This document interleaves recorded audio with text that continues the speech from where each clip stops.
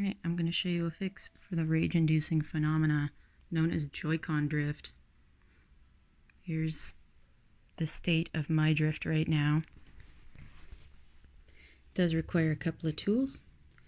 Just the Nintendo triwing tip bit and then a small electronics Phillips bit. It requires a minor amount of disassembly, 4 triwing screws on the back of the JoyCon. 1, 2, 3, 4.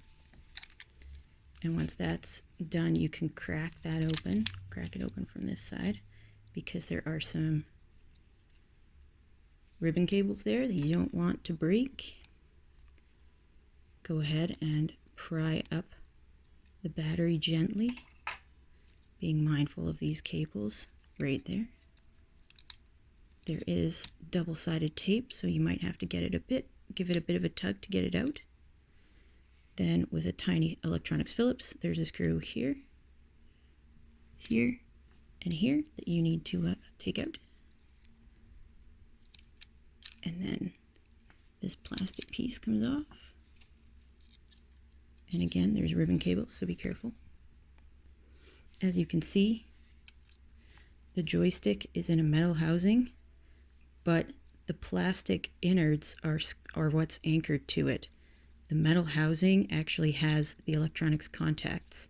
So if that metal housing shifts relative to the plastic insides, that's what's going to cause the drift.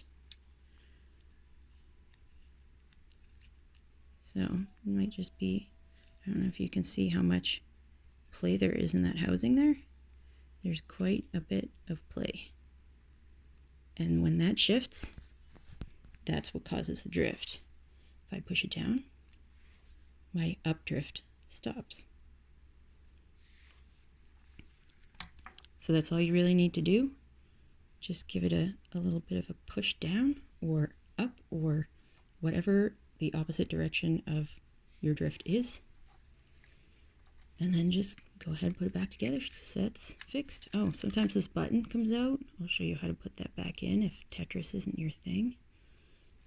You just put this end on that side. Make sure the screw goes in the little staple-shaped plastic.